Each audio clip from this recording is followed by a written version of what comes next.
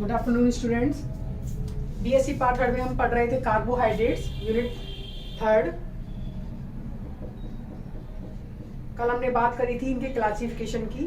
तो क्लासिफिकेशन में हमने देखा था कि ये 3 प्रकार के थे, हमने 4 प्रकार पढ़े थे ना, मोनोसैकेराइड्स, डाइसैकेराइड्स, ओलिगोसैकेराइड्स तथा पॉलीसैकेराइड्स। मैं तुम्हें आज एक इम्पोर्टेंट चीज इसमें बता रही हूँ कि ये मोनोसैकेराइड जो होते हैं एनिमल्स में कहाँ पाए जाते हैं, क्या यूज होता है। Example of use in animals, मतलब कौन सी मोनोसैकेराइड्स एनिमल्स में यूज होती है और कौन सी मोनोसैकेराइड्स प्लांट्स में यूज होती है। तो हमने देखो मोनोसैकेराइड्स पढ़े थे, उनके एग्जाम्पल क्या क्या थे। ग्लूकोज, फ्रक्टोज, इनके एग्जाम्पल थे ग्लूकोज, फ्रक्टोज तथा गैलेक्टोज। ग्लूकोज, फ्रक्टोज, एक और है गैलेक्टोज। गैलेक्टोज, ठीक है। अब बात करें example of use in animals. तो एनिमल्स में कल मैंने तुम्हें बता दिया था वैसे ग्लूकोज ह्यूमन बॉडी में काम आता है। हम जानते हैं बॉडी में ग्लूकोज लेवल पढ़ते हैं जिससे डायबिटीज वगैरह हुई सेम। तो प्लांट्स में कौन सा काम आता है, फ्रक्टोज। प्लांट्स में कौन सा काम आता है, फ्रक्टोज। और एनिमल्स में कौन सा काम आता है, ग्लूकोज। तो ये तो बात करी हमने मोनोसैकेराइड्स की। तो ग्लूकोज क्या करता है, glucose is carried the blood to port energy to cells throughout of the body, और ये है फ्रक्टोज। अब बात करें डाइसैकेराइड्स की। डाइसैकेराइड्स की, तो डाइसैकेराइड्स के एग्जांपल कल हमने पढ़े थे, क्या क्या थे। डाइसैकेराइड्स, डाइसैकेराइड्स में एग्जांपल थे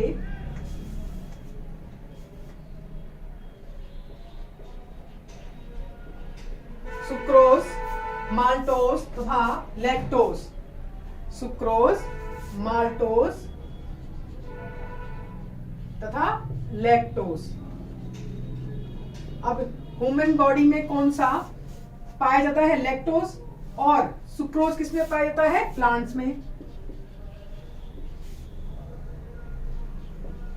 लैक्टोज, लैक्टोज को क्या बोलते हैं अपन, ये किसमें पाया जाता है, मिल्क में। और सुक्रोज प्लांट्स में पाया जाता है। तीसरा टाइप था पॉलीसैकेराइड्स। पॉलीसैकेराइड्स,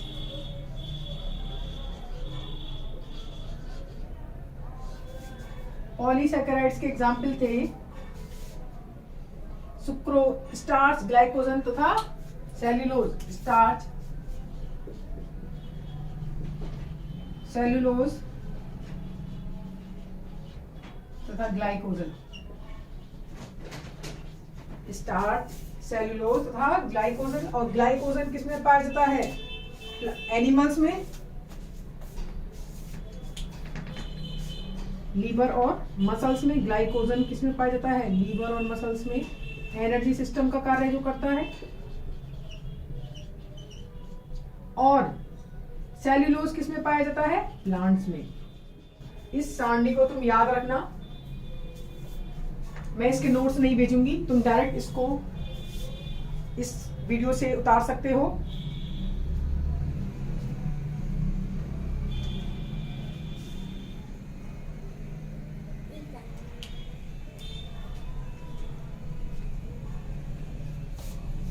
कार्बोहाइड्रेट्स में मोनोसैकेराइड्स, मोनोसैकेराइड के एग्जांपल है ग्लूकोज, फ्रक्टोज और गैलेक्टोज। ह्यूमन बॉडी में पाया जाता है ग्लूकोज और प्लांट्स में पाया जाता है फ्रक्टोज। नेक्स्ट है डाइसैकेराइड्स। डाइसैकेराइड्स के एग्जांपल्स हैं sucrose, maltose and lactose. Lactose किसमें पाया जाता है, एनिमल्स में। और सुक्रोज किसमें पाया जाता है, प्लांट्स में। नेक्स्ट है पॉलीसैकेराइड्स। पॉलीसैकेराइड्स में क्या है, एग्जांपल है स्टार्च, सेलुलोज एंड ग्लाइकोजन। तो ग्लाइकोजन ह्यूमन बॉडी में, लीवर तथा मसल्स में एनर्जी सिस्टम का कार्य करता है, एनर्जी का ये, और एनर्जी जनरेटर का। Example of use in plants is cellulose. Next अब हम पढ़ेंगे मोनोसैकेराइड्स के बारे में। व्हाट इज मोनोसैकेराइड्स, इसको तुम नोट डाउन कर सकते हो।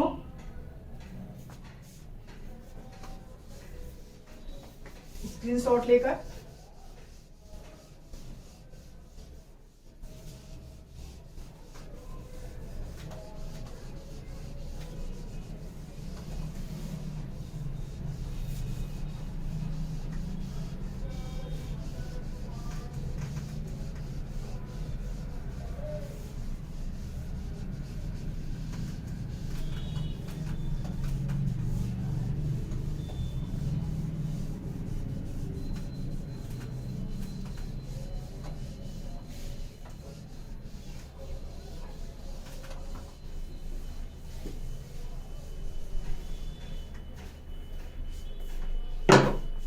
नेक्स्ट हम पढ़ेंगे मोनोसैकेराइड्स।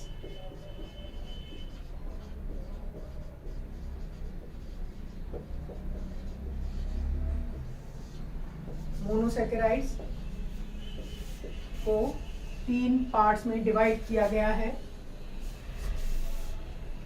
कार्बोनिल समूह की प्रकृति के आधार पर, कार्बोनिल समूह की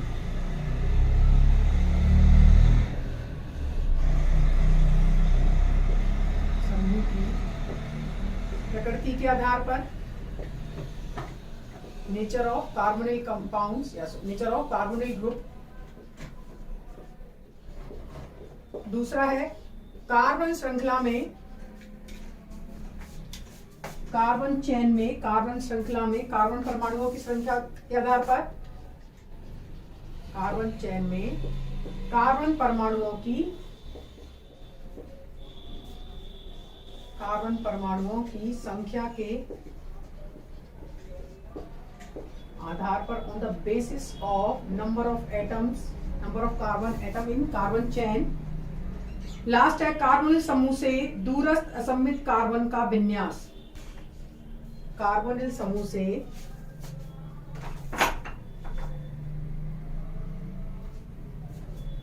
नेक्स्ट है कार्बोनिल समूह से,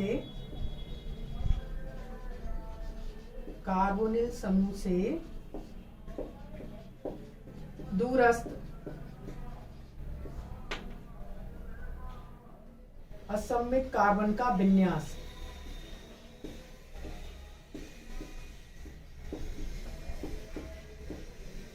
इसको समझा देंगे कि क्या टर्मिनोलॉजीज है। असममित कार्बन का विन्यास। फर्स्ट है कार्बोनिल समूह की प्रकृति के आधार पर, दूसरा है कार्बन चेन में कार्बन परमाणुओं की संख्या के आधार पर, तीसरा है कार्बोनिल समूह से दूरस्थ असममित कार्बन का विन्यास। फर्स्ट हम बात करेंगे कार्बोनिल समूह की प्रकृति के आधार पर, पॉलीहाइड्रोक्सी एल्डिहाइड और पॉलीहाइड्रोक्सी कीटोन। तो सबसे पहले मोनोसैकेराइड्स। मोनोसैकेराइड्स होते हैं पॉलीहाइड्रोक्सी एल्डिहाइड और कीटोन। मोनोसैकेराइड्स क्या होते हैं? पॉलीहाइड्रोक्सी, पॉलीहाइड्रोक्सी का मतलब बहुत सारे हाइड्रोक्सी समूह, polyhydroxy aldehyde and ketone is called monosaccharides. ये 3 प्रकार के होते हैं। कार्बन समूह की इनको 3 भागों में विभाजित किया गया है। कार्बन समूह की प्रकृति के आधार पर, कार्बन श्रृंखला में कार्बन परमाणु संख्या के आधार पर और कार्बोनिल समूह से दूरस्थ असममित कार्बन के विन्यास के आधार पर। अगर फर्स्ट की बात करें तो इसको पुनः 2 भागों में विभाजित किया गया है। पॉलीहाइड्रोक्सी एल्डिहाइड, पॉलीहाइड्रोक्सी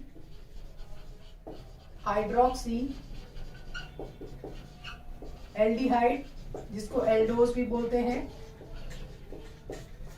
और दूसरा है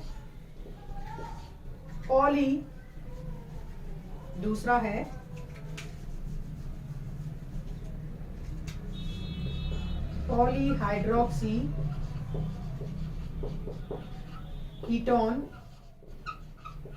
जिसको कीटोस भी बोला जाता है, जिसको कीटोस भी बोला जाता है। दूसरा है कार्बन चेन में कार्बन परमाणुओं की संख्या के आधार पर,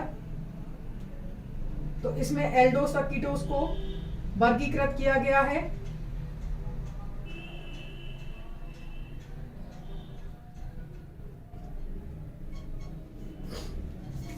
इसको वर्गीकृत किया गया है, जैसे अगर कार्बन परमाणुओं की संख्या 3 हो तो इसको क्या बोलेंगे? ट्रायोस। इसको क्या बोलेंगे? ट्रायोस। अगर कार्बन परमाणुओं की संख्या 4 हो तो टेट्रोस। कार्बन परमाणुओं की संख्या 5 हो तो पेंटोस। और कार्बन परमाणुओं की संख्या अगर 6 है तो हेक्सोस। जैसे अगर एल्डोस है तो एल्डोट्रायोस, एल्डोट्रायोस और कीटोट्रायोस। एल्डोट्रायोस तथा कीटोट्रायोस ऐसे ही एल्डोटेट्रोस कीटोटेट्रोस, एल्डोपेंटोस कीटोपेंटोस, एल्डोहेक्सोस कीटोहेक्सोस। ये कार्बन परमाणुओं की संख्या के आधार पर वर्गीकरण है।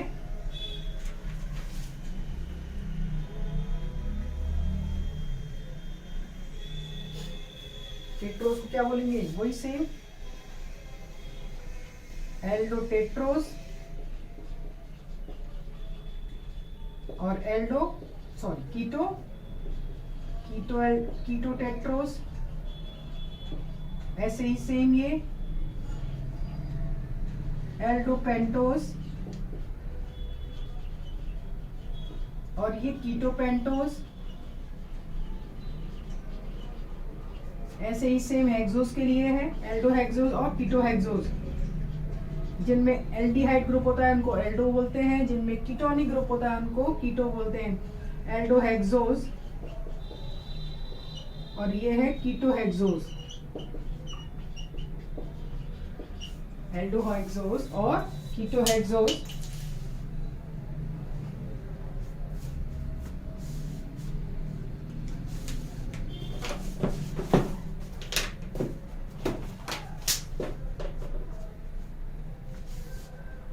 एल्डोहेक्सोस और कीटोहेक्सोस।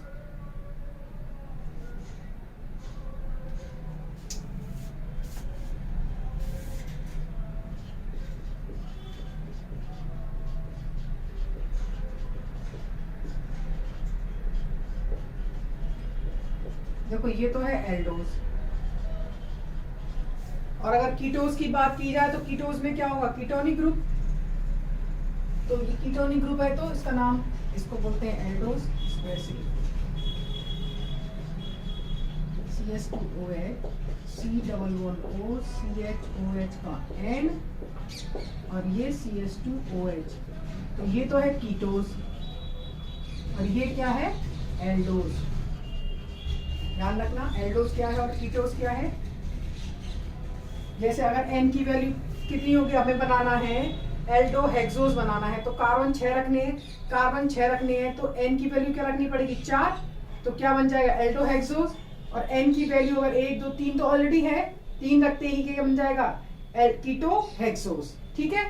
अब नेक्स्ट तीसरा है कार्बोनिल समूह से दूरस्थ असममित कार्बन का विन्यास। तो इसको हम फिशर प्रक्षेपण सूत्र के अनुसार कार्बोनिल समूह से दूरस्थ असममित कार्बन परमाणु या उच्चतम संख्या वाले असममित कार्बन परमाणु के आधार पर हम इन्हें, मोनोसैकेराइड 2 प्रकार के होते हैं, डी सुगर और एल सुगर, अभी बताएंगे। इनको पुनः 2 भागों में बांटा गया है।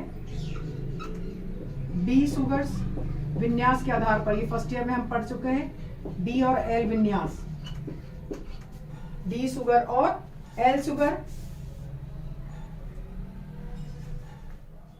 जैसे अगर बात करें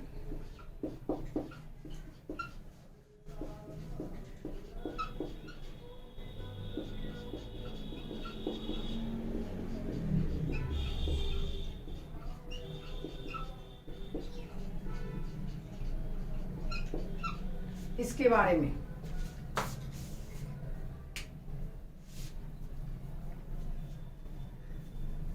तो कार्बन परमाणु की हम क्या करेंगे, इसमें नंबरिंग देंगे 1 2 3 4 5 और ये 6।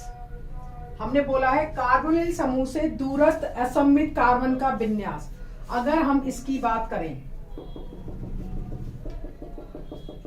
ये रहा, इसमें OH किधर लगा हुआ है, दाईं ओर। किधर है, राइट साइड। अगर OH दाईं ओर है तो इसको क्या बोलते हैं, डी सुगर। इसको क्या बोलते हैं, डी सुगर, उच्चतम संख्या वाला असममित कार्बन। तो इसका नाम क्या है, डी ग्लूकोज। इसका नाम क्या हो जाएगा, डी ग्लूकोज। वापस सुनो, देखो हम डिवाइड कर रहे हैं कार्बोनिल समूह से दूरस्थ असममित कार्बन का विन्यास। पहले तो ये, अब दूरस्थ कौन सा है, देखो दूरस्थ असममित कार्बन कौन सा है, ये असममित है क्या, CH2OH नहीं है, क्योंकि 2 हाइड्रोजन इस पे सेम है। असममित कार्बन का मतलब किरेल कार्बन, और किरेल कार्बन क्या होता है, जिसपे चारों संयोजकताएं अलग अलग होनी चाहिए। तो ये तो दूरस्थ कार्बन असममित नहीं है, इसकी दो संयोजकताएं सेम है। इसकी बात करें 5वें नंबर की, क्योंकि ये भी दूरस्थ है, 6 के बाद 5वां आता है। इसकी चारों संयोजकताएं क्या हैं? अलग अलग हैं, चारों संयोजकताएं अलग अलग है। अब हमने इसमें OH का विन्यास देखा, तो OH किधर लगा हुआ है? हम जानते हैं D और L निकालने के लिए जो हाई प्रायोरिटी वाला नंबर है, अगर वो दाईं ओर होता है उसको D बोलते हैं, अगर वो लेफ्ट साइड होता है तो उसको L बोलते हैं। अब इसमें OH किधर है? दाईं ओर। OH किधर है? दाईं ओर या राइट साइड, तो इसको हम क्या बोलते हैं? D glucose. ग्लूकोज क्यों बोला है? ग्लूकोज में एल्डिहाइड समूह होता है COH। अगर बात करें डी फ्रक्टोज की, तो देखो डी फ्रक्टोज क्या होता है? CH2OH, C double bond O, CHOH, CHOH, COH और ये H और ये CH2OH। तो नंबरिंग करें, होने चाहिए 6, क्योंकि ग्लूकोज और फ्रक्टोज का फॉर्मूला क्या होता है? C6H12O6, 1 2 3 4 5 और ये 6। ठीक है। अब बात करें दूरस्थ कार्बन, तो देखो ये दूरस्थ नहीं है, हम नीचे जाएंगे। दूरस्थ कार्बन कौन से हैं? ये सब नीचे वाले। तो सबसे दूरस्थ कौन सा सममित कार्बन? ये वाला, क्योंकि ये ही किरेल कार्बन है। अब इस पर OH किधर लगा हुआ है? दाईं ओर। किधर लगा हुआ है? Right side. और समूह कौन सा है? CO, कीटोनिक समूह। तो इसको बोलते हैं डी फ्रक्टोज। क्या बोलते हैं इसको? D fructose. अगर ये OH इधर आ जाए तो उसको बोल देंगे L ग्लूकोज और L फ्रक्टोज। अगर L सुगर्स का अगर एग्जाम्पल का बात की जाए तो L सुगर्स का एग्जाम्पल क्या होगा? L सुगर्स का एग्जाम्पल हम यहां लिख रहे हैं,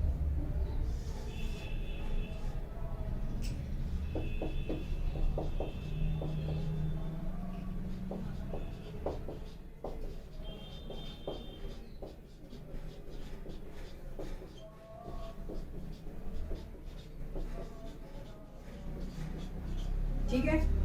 अब इसमें बात करें तो ये OH किधर लगा हुआ है? लेफ्ट साइड, बाईं ओर। तो इसीलिए इसका नाम क्या हो जाएगा? L और ग्लूकोज, क्योंकि इसमें कौन सा समूह है? एल्डिहाइडिक समूह है। तो ये किसका एग्जाम्पल हो गया? L ग्लूकोज का। देखो मोनोसैकेराइड्स का आज हमने पढ़ा है क्लासिफिकेशन।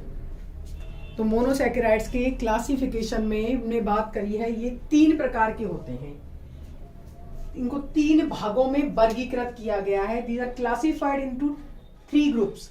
तो पहला कौन सा है? कार्बोनिल समूह की प्रकृति के आधार पर, कि इसमें क्योंकि इनको देखो ये क्या होते हैं? ये होते हैं पॉलीहाइड्रोक्सी एल्डिहाइड और ketone. Monosaccharides is what? Monosaccharides is polyhydroxy aldehyde and ketone. तो इसको कार्बोनिल समूह की प्रकृति के आधार पर 2 भागों में बांटा गया है, क्योंकि कार्बोनिल समूह की प्रकृति 2 प्रकार की हो सकती है, एल्डिहाइडिक और कीटोनिक। तो एल्डिहाइडिक तो पॉलीहाइड्रोक्सी एल्डिहाइड और पॉलीहाइड्रोक्सी कीटोन। पॉलीहाइड्रोक्सी एल्डिहाइड अगर है तो इसको बोलते हैं एल्डोस, और पॉलीहाइड्रोक्सी कीटोन है तो इसको बोलते हैं कीटोस। अब बात करें कार्बन चेन में कार्बन परमाणुओं की संख्या के आधार पर, क्योंकि देखो हम पढ़ रहे हैं कार्बोहाइड्रेट्स, तो कार्बोहाइड्रेट्स में C6 भी होता है, C12 भी होता है, C13 भी होता है, मतलब बहुत सारी शुगर्स हैं। हमने कल पढ़े थे मोनोसैकेराइड्स, डाइसैकेराइड्स एंड पॉलीसैकेराइड्स में।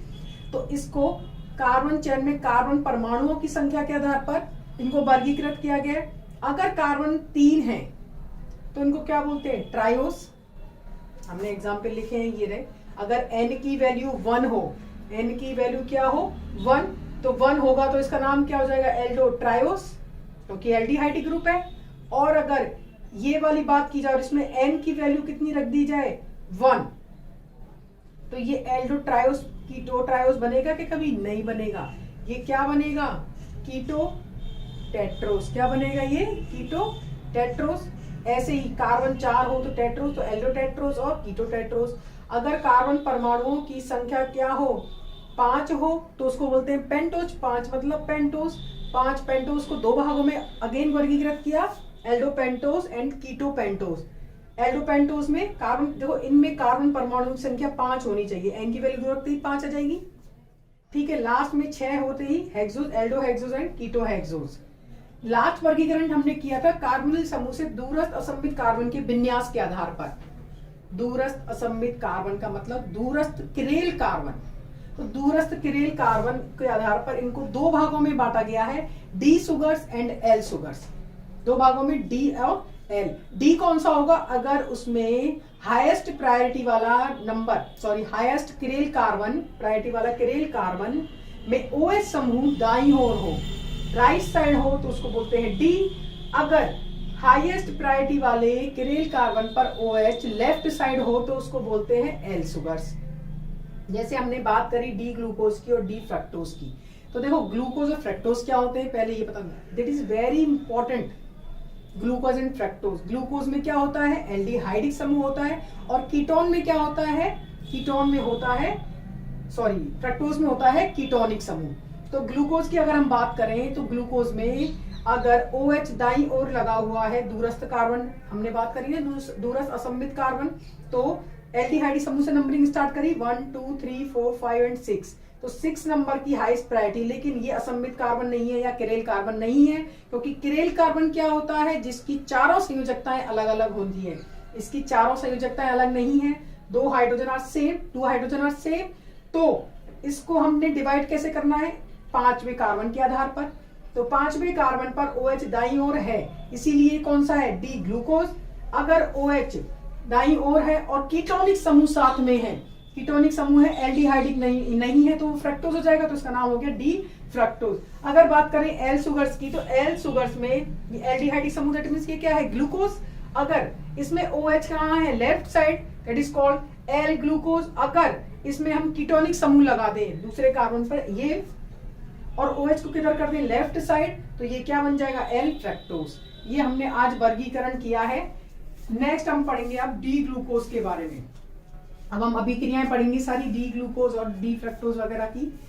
नेक्स्ट लेक्चर में हम पढ़ेंगे डी ग्लूकोज तथा उसकी रासायनिक अभिक्रियाएं।